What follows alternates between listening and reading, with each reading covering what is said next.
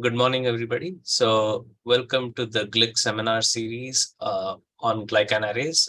Today we have René Ranzinger from the CCRC, who is going to talk about the Glycan Array Data Repository. It is an initiative which over the last few years we've all been working on, the array community, trying to get a repository where we can deposit the data, which will be publicly available, and it'll help in satisfying requirements of journals as well as of funding agencies. So take it away, René. Thanks. Okay, thank you, Akul, for the nice introduction. And let's get started.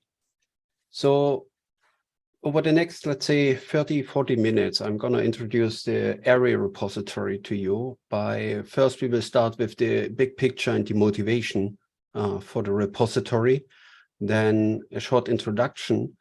And similar to the last talks, we will then switch to a live demo where I'm showing you how you can find the data, explore the data on the website. And then we will talk about the submission workflow, because like Akul already said, that's a system where people can go and submit their data. You can go there and submit your data. And then we will make a little live demo about the data submission.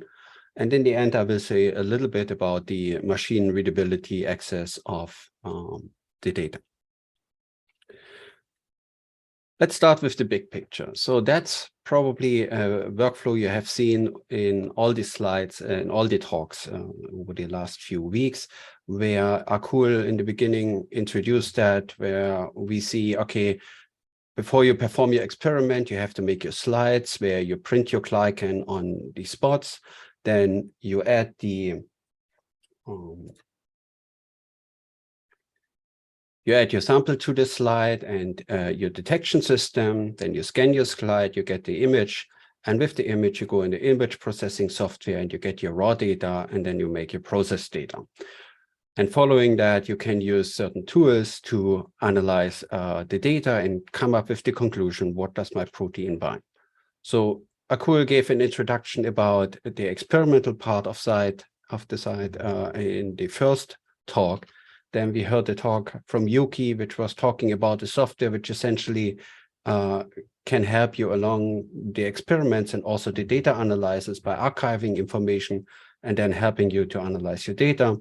And then the last two talks we heard from Akul and Zachary about other tools that you can use to analyze the data and even more or less automatically make a prediction of the binding that you find in your experiments. And you have the links to the seminar webpage and the YouTube channel where you can find the recording of all these tools and the background to Glycan arrays. But we are no longer talking about the software down here for data analysis. We are done with that, right? These three guys, we covered that. So let's say you're done, right? You did your experiments, you got your data, you analyzed your data, you figured it out. You know what your protein binds. And now you're ready to share your data. And I'm saying sharing because publishing in papers is one way of sharing your data, but it's not quite perfect. So let's look at what sharing the data actually means, right? We have our experimental workflow, and as part of that experimental workflow, we produce some data. We have the image that was produced when we scanned the slide. Then we have the raw data format, which can be a GenePix format, or you may have another format there if you're using a different type of software. And then we have the process data, which essentially is a table where you have your glycan, then some kind of binding value, and maybe an error measurement like a standard deviation. So that's the type of data that we produce as part of the experiment, and we should share. In addition, you may remember the first talk, I was talking about the MIRAGE, the minimum information required for a glycomics experiment, which this initiative provides a guideline for Glycan arrays, which says, okay, these are the additional information that you should share in addition to your data to make your experiment understandable and reproducible. So there's information about your slide, the printing surface, the glycan libraries, how the glycans are printed or where the glycans are printed on the slide, which printer was used, the sample information, the array conditions, the detection system, the data processing, and the actual data in the end. And if you haven't looked at the MIRAGE guidelines yet, please take a look at them on the Beilstein webpage. You can find them there for free. And if you're publishing your next paper, just, keep them in the back of your head and try to put all that information in your paper. But papers are not the best way of actually sharing the data, at least not that complete set. So let's try to match that, what we actually see in reality. And if you have published your own array data, do that in your head with your own data and see how good you are in terms of sharing all that information. So if you look at the data side, in the paper, we will most likely find the process data in some way, right? There's a table in the paper itself, or maybe as a supplementary file. And very often this table is actually not complete. It's truncated, just the glycans that the author think are of interest. And worst case, you may not even have a table. You may just have a histogram, a bar chart with some cartoon images on top of it. But the process data in most cases is actually there. The raw data, maybe a supplementary file, but that's rare. And the image, well, you find hardly an image with the paper, mostly because journals don't want you to upload megabyte or gigabyte of files associated with your paper. And if you look at the metadata, the MIRAGE information side, so the data presentation, that's essentially your process data, that's there. Sample information and the assay condition, yeah, probably in the method section. The texture and data processing, maybe in the method section, printing surface also. And the glycan library, that's associated with the process data. Maybe you have all the glycans in the paper, maybe not. But then information about the printer and the printing condition and the slide, like where glycans are printed, that's mostly not in the papers at all. So if you look at that, papers is one way of sharing your information, but it's certainly, in most cases, actually not complete. So the better idea is we need a database, right? That's the solution, right? We have a database, we take the data, we take the metadata, we put it in the database, and then preferable, you can access that database over the internet and, download the data, or if you want to share your data, upload the data using your web browser. Easy, right? That's a common concept. And in fact, there are tons of databases out there, and even databases for microarray data, GEO, the gene expression omnibus, right? There's a lot of the old gene microarray data. In recent days, there are more the sequencing data. So can we use GEO, one of the existing databases, to actually share the Glycan Array data? Well, it kind of works. You can make it work. But the problem is that, especially on the data side, it's very hard to describe your glycans in the context of the gene expression omnibus. Because if you upload your gene data, okay, you have your gene sequence or your gene symbol, and it's very easy to specify what's printed on the spots on your slides. But if you want to specify your glycans, that's going to be hard because there is no common language. And actually, what you can print on a Glycan Array slide can be very complex. We will talk about that a little bit later. And on the metadata side, so GEO has Miami, which is the minimum information for microarray data, which is kind of a subset of what MIRAGE is suggesting. But MIRAGE actually requires more information because it's just very diverse what you can do with Glycan arrays. So yes, you can upload your data to GEO, but you have to make it work by adding a lot of supplementary file and then accessing the data in an easy way and in machine-readable way. It's not going to work very well. So we want to have a dedicated database system for Glycan Array data. That was the motivation for starting that project. And just to summarize that, we want to have a repository where people can store and share their Glycan Array data and the MIRAGE metadata. That system should be freely available to anybody. It should not be limited to a certain group. For example, if you know the CFG web page with their data, only the CFG could submit data there. Other groups could not. So it was focused on that one particular group. We want to have a system where anybody can create an account and submit data.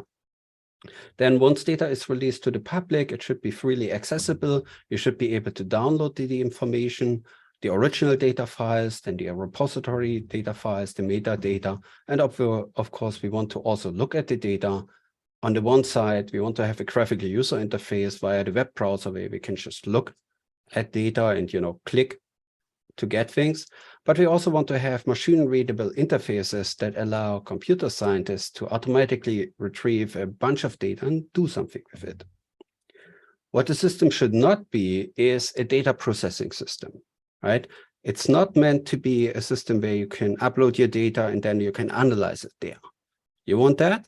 Look at the other talks that we had before. There are tools that can help you with this. This system, this database, is just for depositing the data and sharing the information. And then a few years back, we got the Glycan project funded as part of the Glycoscience Common Funds program. And one aspect of the Glycan project was to create a prototype of the Glycan Array Data Repository. So that's what we wanted to do. And it's not just some computer scientists that think, okay, making a database is a good idea. We actually had a bunch of people helping us with making sure that we actually stay on track and that the system is actually be usable. And some of the people here on the slide that were part of our advisory group, we actually heard giving talks in that seminar series.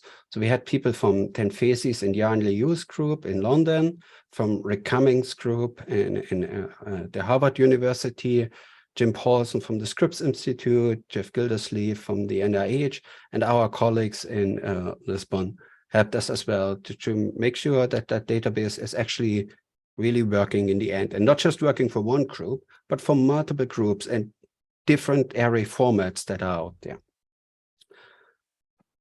Okay, where are we? So right now we actually have two databases running, and you're welcome to go there and play around with them. So we have a beta system that we are using for testing, and I will give the demo on this beta system. And I actually recommend you, if you want to start sharing your data, take a look at the beta system first and try to do it there. Just a little warning, again, it's a test system. At some point, we will send out a warning and just, delete everything and start over. If you're really ready to share your data and you want it persisted, better go to the production system, which is right now empty because nobody has submitted data yet, so you can still be the first. And there's data that you're submitting there will stay available permanently, okay? But again, for just testing, feel free to use our test system. So let's take a look at the database. And I will switch to my web browser that you can see now. And as maybe you can see it in the URL, there is, I'm using the test system that's called GG Array. The production system is just Array without the GG. So when you go to the web page, that is the start page that you can see. There's a summary of the, what we currently have going on here. There are around 1,000 data sets in the system right now. That's CFG data that we imported from the old CFG data, and we're still working on that. There are some obstacles there, but that's an ongoing process. And once we actually finalize that, this data will also move to the production system. We have 4 different slides that are the CFG slides that we are using right now. There are around 600 samples and around 500 glycans, essentially from the CFG data, right? And then below that, we have the list of the experiments or the data sets. There are 1,000 of them in a table format that you can scroll through. For 1,000 experiments, not much fun. I will show you how you can search for data sets later on. But here you have all your data sets with an ID. the dataset name, which for the CFG is usually the sample name, the time when it was submitted, and then the internal CFG ID. Again, the name of the sample, a short description, who submitted it, and when was it released to the public, which is just recent because that's when we uploaded it to our data system. And then when you click on one of these links, then you will get to the web page with the data. And we will do that in a second. I prepared for this demo an experiment that we will be using for exploring. So I clicked on the link for that data set, and now we are on the web page with the actual data. So we have the submitter over here, the person that submitted it, which is a artificial CFG account. If you submit data, you will see your name and your institute over there. We have a summary with the name of the data set, the sample name, when it was submitted and released to the public, keywords, and the description of that data set. So the sample is just a name, but you can already see it's a link. If you click on that link, you will get the MIRAGE conform list of metadata that is associated with that sample name. So in that case, it's the sample is a protein. It was a commercial protein that was bought. There is some PubMed IDs, references that describe the creation of that protein. For example, if it was expressed in an expression system, references to databases, the species where that protein came from, the protein name, information about the isolation method, and then the sequence. And some additional information like was there a tag, a chemical label, purity information, and so on. You can find that all in the MIRAGE guidelines. That's just the collection that you can get, and also if you submit your data that you have to provide to describe your sample sufficiently. And then below the summary, we can actually already see the data. So we have the process data here with a bar chart that you have seen over the last weeks a few times. And you can mouse over each of the bars and you can see the glycans. Bars are very thin right now, so it's kind of hard to hit them, but you can also zoom in, and then it's easier to hit the different bars and take a look at the data. So that's the maximum you can do in terms of, analyzing the data, processing the data, just displaying it. Again, if you really want to analyze your data, there are the other software tools out there. So we have the bar chart with the glycans that you can explore. You also have the option to export that, either to print it or export it in a PDF or an image format. We also have a table of the same data where we have the Glycan IDs for the glycans. I will say a little bit about that later on. We have the information about the linker that was used to fix the glycan on the surface, the binding value, the RFU, and then a glycan cartoon. And that's a very long table. In this case, with 122 glycan structures. Okay, but if you remember, when we looked at that comparison, that's just the process data, right? We said there's more. There's the image and all that metadata going on. Okay, let's scroll down a little bit to the data section where we have all that information. So we organized it in a hierarchical way. On the top level, we have the data set, which is associated with a name, and then it has the sample associated with it, right? And then below the data set, we have two slides, which means that sample was run on two different slides. You can see the slides have the same name, so it's the same CFG slide, so probably different concentration of the sample. Okay, and when we click on one of the slides, we can see again the slide name, and then we have the metadata that is associated with that slide. There's data about the printer, the print run, and the slide itself, like the slide material. This is all CFG slides right now, so if you click on any of these data sets, you will find everything not recorded at the moment because we don't have that metadata accessible. When you upload your own data, it will actually force you to put that information in, then you will get a more meaningful display. But for the assay condition, I made an experiment where you can see the information about your assay in the way how MIRAGE essentially, or the level of detail that MIRAGE essentially requests the information. So you can see there's a pre-complexation step, wetting, blocking, the sample overlay, fixation, the detection system, trying, and a reference to that that talks about that assay. So all that information is available, and you also have a download option where you can download the slide layout. Again, we are talking about that in a little bit. The next thing which we have below a slide is the image. So we have the file name, and then we have the scanner metadata, which tells you, okay, what was the scanner used, what is the fluorophore, and so on, right? And we have a download option where we can then download the image file to our local computer system. Below the image, then we have the raw data. Raw data, again, there's a file name that was uploaded, the file format, in this case, it's a GenePix. We also have support for ProScan. If you have different file formats, it's a good idea to get in contact with us, and we can work on an import filter so you don't have to convert your file format into one of the supported formats. The metadata about the image analysis, like what is the software used, how was the background calculation done, what are the software features, and how is the spot alignment done. And some other information, and then you can download the original raw data file that was uploaded to the system. So if we do that for a moment, and then we open that. Let's just see where it opened it. Yeah. Okay. And then you can see that's a standard GPR file that you probably have seen if you worked with GenePix or ProScan. Okay. And then below the raw data, we have the process data, which we already saw up here, but we can now see the file, the format of that file, the metadata, like which kind of software were used for processing that data.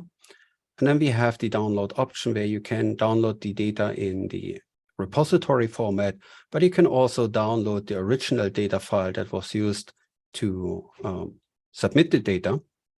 And if we open that, it's an Excel file, and if you worked with the CFG data, you will probably recognize that that's one of the CFG dataset that was uploaded here into the system, okay?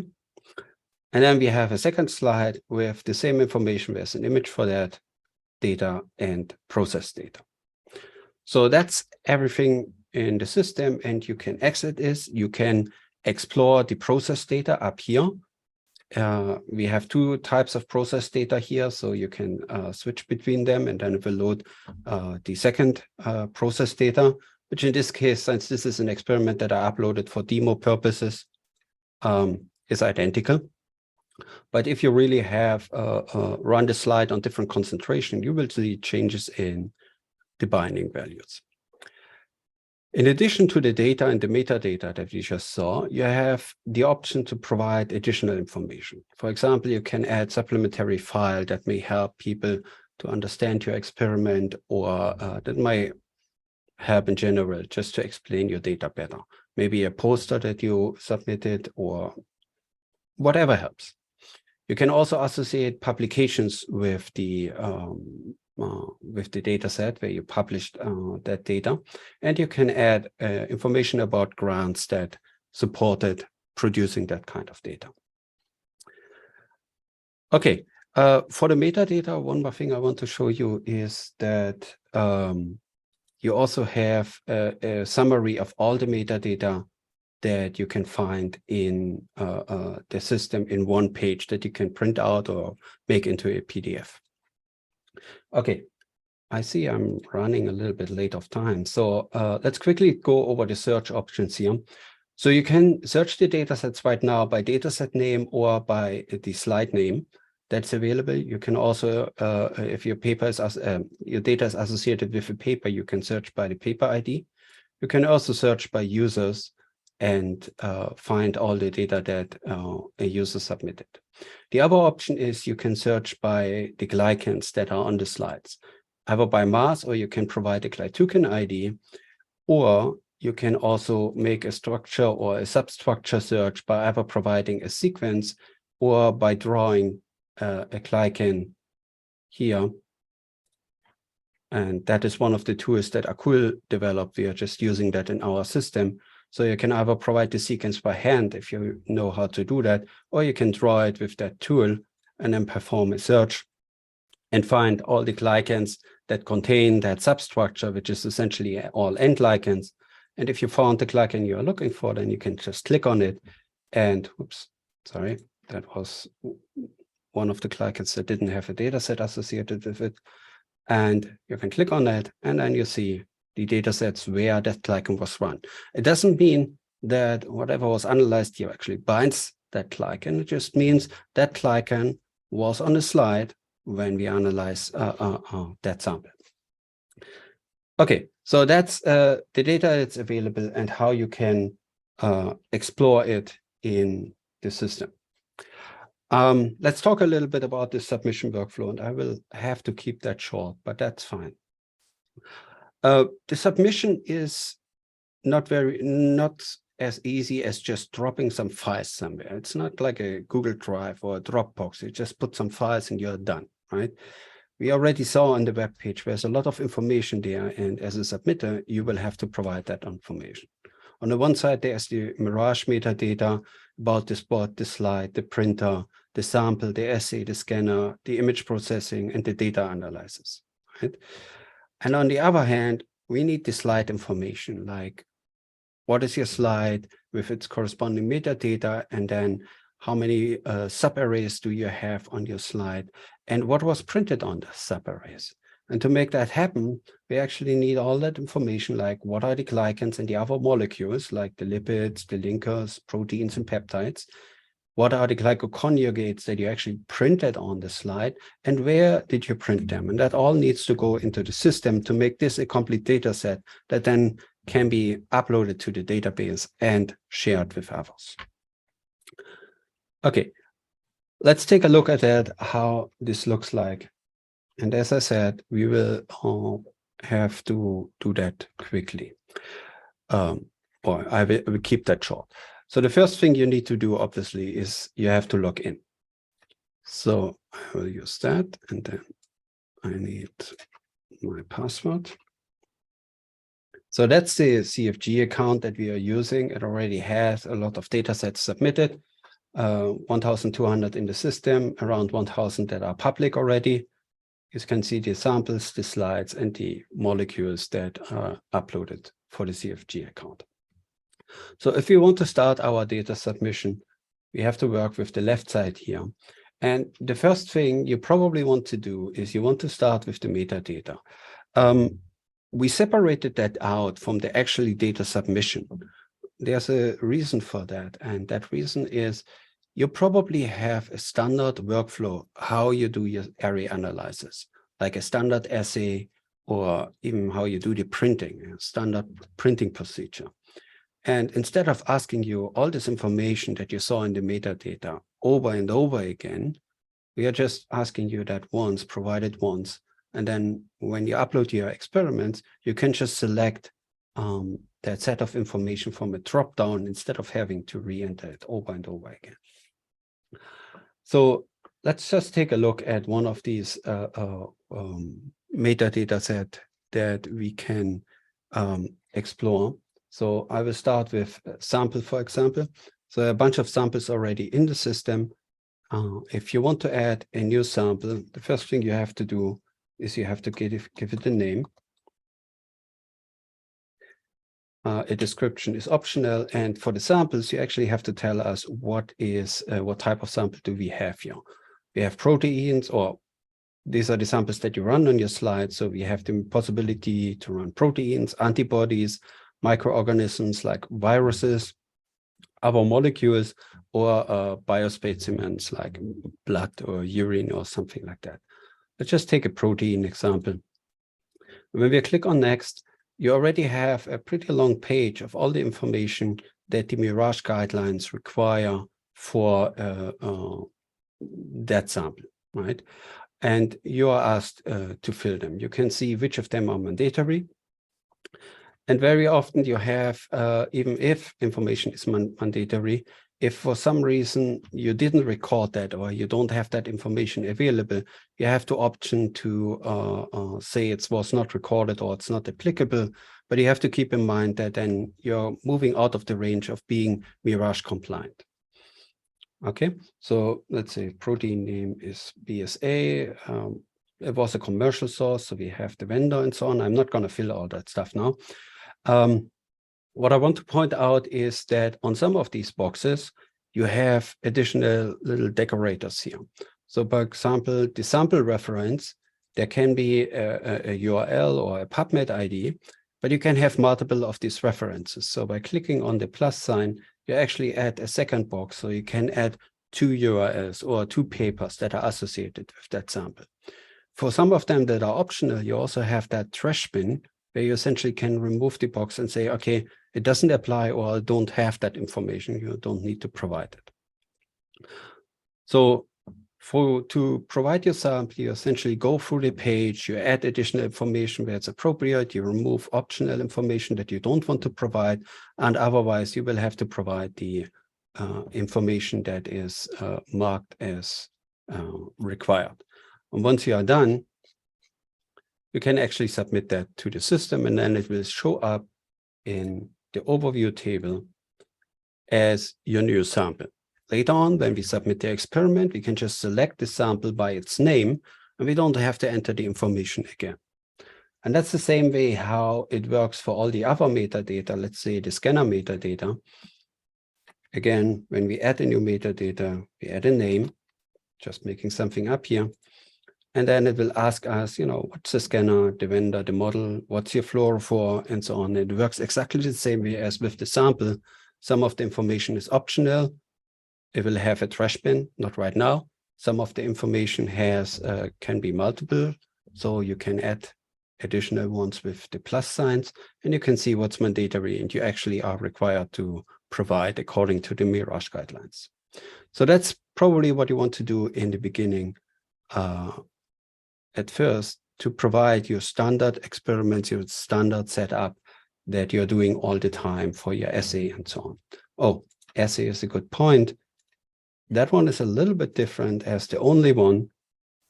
Again, we have to provide a name. And then it already asks you for if you did or if certain steps are part of your experiment, things like precomplexation or enzymatic treatment of the slide. And if you click them, it will automatically add the corresponding information on that page, but you also have the possibility to add them later on in case you forgot them. And in difference to the other ones, you can see these boxes here, they are actually collapsed in the beginning because this page is the only one that allows you to change the order. So let's say you have a washing step that comes first, then you can change the order of that and arrange it in according to your experiment. Then you expand the box and provide the information that is required for that particular experimental step. Okay, so we uploaded the experiment. We have our standard assay, our standard print run, the printer that we are using, the scanner, and so on. The next thing, if you remember the slide, I will just switch back to the slide for a second. We have done this part. We have that files already on our computer. Now we need the slide and what is printed on that slide and where. So the first thing we need to do, we need to provide the molecules that are used in our experiment. So we start with the glycans. Okay, it's just warning me I didn't complete it and I will lose that information. That's okay. So we have already a bunch of glycans here. You can add your own glycans to the system, and there are different types of glycans or different ways how you can provide your glycans.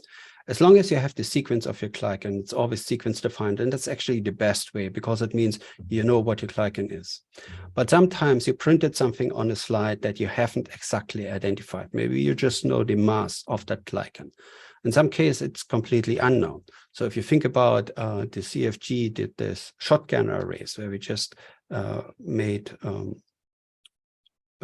extracted glycans from a sample without knowing what it did, put it on the slide, and then run a microarray experiment to see where do lectins bind on this natural sample. or the Imperial College, we have this beam search arrays, which kind of works in a similar way, where you print unknown material on your slide, and then you see what your protein binds, and you only identify the glycans that actually bind to your protein, and the rest of them you ignore. But you still can provide them in the system, just saying it's an unknown glycan. By default, you should actually have sequence-defined glycans, and when you want to specify your glycan, the first thing we ask you is a glytucan ID. So glytucan, in case you don't know what it is, it's a database where you can register your glycan. For each glycan sequence, it gets a unique ID. And if you have that ID available already, then you can just provide it here. Oops. And then we will pull the information like the sequence, the mass, and so on from the glytucan system. So you don't have to worry about, mixing things up or making typos. If you don't have a glytucan ID, that's still fine. Just provide a sequence for your glycan. So we support different sequence formats. There's the GlycoWorkbench format in case you work with GlycoWorkbench or grids, GlycoCT and Works. But you can also use that tool that I showed before that Akul implemented, where you can just draw your glycans in that tool and then copy the sequence into that system here. And then one step back. What you also should do is you should provide an internal ID and a name for that glycan. That means this is how your group IDs or names that glycan. It will help you later on to easily find that glycan when you're looking for it to place it on an array. Okay, so we can go to the next page, we can submit it, and then it will add that glycan to our list of glycan. Then we need to provide other information. For example, the linkers. Oh, let's go back to glycan. One more thing, you can also batch upload your glycans in one go. If you already have using GlycoWorkbench and you have a large GlycoWorkbench file with all your glycan sequences, you can upload them. Or if you're using Yuki's Carbohydrate art, there's an XML file with the glycan library, you can also upload that here and it will extract all the glycans into the system. What you also can do is you can just download all the glycans that you already uploaded into a JSON file and download it to your local computer, and then you can upload it again if you want to. Sounds silly right now, but think about what I said about the test system. So you can again essentially go to the test system, upload all your glycans and see if it's working. And once you have them, you export them to a JSON file, then go to the production system and upload that JSON file into the production system and have all your glycans there without the need to re-enter them again. Okay, linkers. We're going, if we add a new linker, we also have the option unknown or sequence defined. And here we essentially kind of want you to use PubChem and pull your linkers from the PubChem website, because that has the advantage. You don't have to provide all this information by hand. You can just we will download it for you, and it will pre-fill all that information like the INCHI key, the sequence, the UPAC name, mass, elemental composition, and so on. So when you are having a linker, please submit them to PubChem first, and then pull them from there to essentially, pre-fill the information here. So here again, we can click on next, where we can use then an internal name that will help you find that linker later on. You can also associate web pages, like the PubChem web page is automatically right now associated, or papers with it. And you can also specify where you got that linker from. Did you buy it? Did you get it from another lab? Or in case you forgot, you can say not recorded. And then we can put it into our system. And the same way it works for all the other types of molecules that you can add to the database, the lipids, in case you make glycolipid arrays. If you do glycopeptides or glycoprotein arrays, you can specify your proteins and your peptides. And you can also specify other molecules that you use for controls or as landing lights on your slide in that way. So that is the first step. If you want to make this slide, you need to provide the list of molecules. And for all molecules, I should also mention, there's always that download option for a JSON file and the corresponding upload option, which allows you to re-upload your data ever in a different system, or in case you're using the test system and we wipe the test system, you will get a warning, you download your stuff, and then you can re-upload it again. So we have all the molecules in the system. The next thing is we need to provide the glycoconjugates that are actually printed on the slide, right? Right now we have just the glycans or the linkers. We need the glycan combined with the linker. So, and that can be really complex, okay?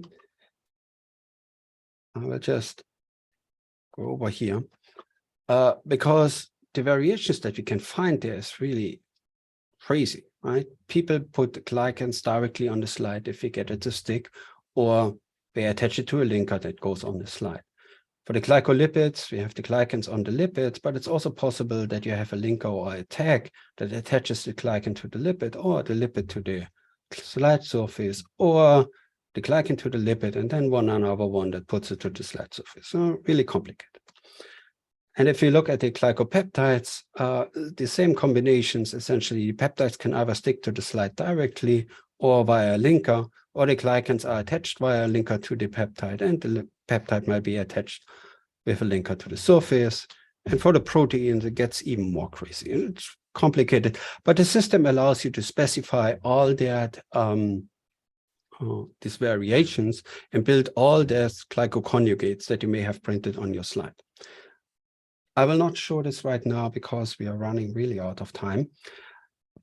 Quickly go over, the next step is you have to define your block layouts. That means you have to tell us what you actually printed where. So in this case, let's say you have 12 spots and 12 columns, and essentially an array 12 by 12. Oops. And then you can actually go in here and exactly say, okay, on these spots, I add this feature, that's what I printed there. Okay, that's how you have to fill your slide layout. And that's a lot of work, but hopefully you have a standard layout that you use hundreds or thousands of times. So you only have to go through that work once. So once you specified your block layout, you actually make your slide layout, which essentially just says, okay, a block corresponds to a subarray. How many subarrays do you have on your slide, and which of the block layouts that you already specified did you put where? And finally, we can make the slide, which is essentially like the printed version of that slide, which then has metadata like the printer and the slide metadata associated with it. Once we have the slide, we can actually start uploading our experiment. And the experiment is essentially, when you start with it, you just give it a name and you select the sample that we already pre-specified. Okay, that's a very long list of samples. We pick the ones that we analyze here, and then it will create that experiment that I just created here, but it's at the moment empty, right? So, and then you can go in and you have the same hierarchical view that we saw before, and now you can start uploading information. So we select the data set, and we can add the slide.